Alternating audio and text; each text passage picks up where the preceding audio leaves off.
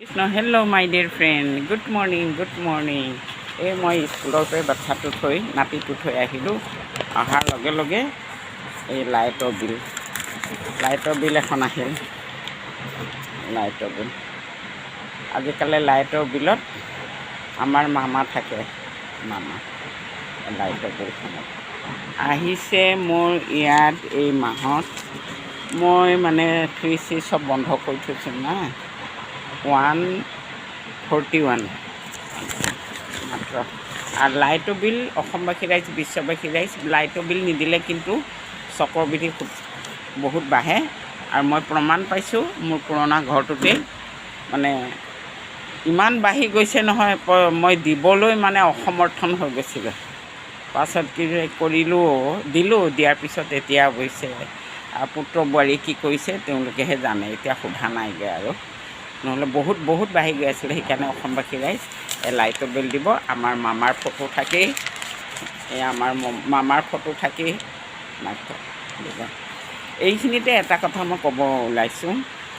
সমৰ গগৈতে দেশখনৰ এজন, আমাৰ অসমৰ এজন আৰু দ্বিতীয়জন ওলাই নোলাই নাজানো, প্ৰথম যে দুখীয়া গৰীবক ইমানখিনি সহায় কৰিছে, এৱাৰ্ড পৰ্যন্ত পাইছে। আমি বহুত তাক আগবাঢ়ি যাবলৈ আমাৰ ফালৰ পৰা আশীৰ্বাদ কৰিছোঁ। আমাৰ অসমবাসী ৰাইজে তেওঁক বহুত আঁকোৱালি লৈছে আৰু বহুত ভালো লাগিছে। আকৌ যাতে তেনেকুৱাই যেন 10জন ওলাই আহি আমাৰ অসম সোণৰ অসম যেন আমাৰ সোণৰ অসমেই হৈ থাকে, সেইকাৰণে বহুত মুঠতে তেওঁৰ কাৰণে মই আশীৰ্বাদ জনাইছোঁ। এনেকুৱা ল'ৰা আমাৰ অসমত থাকিব লাগে, তেতিয়া অসমখন দুখীয়া গৰীব ভঙা ফুটা ঘৰ বেমাৰ আজাৰ ভুক্তভোগী হৈ নাথাকে। কিছুমানে নিজৰ জেগা এৰি যাব নাযায়, তাতেই তেওঁ ঘৰ চৰ বনাই কাপোৰ কানি দি বিচনা পাতি মানে অশেষ বেমাৰ আজাৰ হ'লেও দাবাই দৰ্শন মানে ইমানেই সহায় কৰিছে।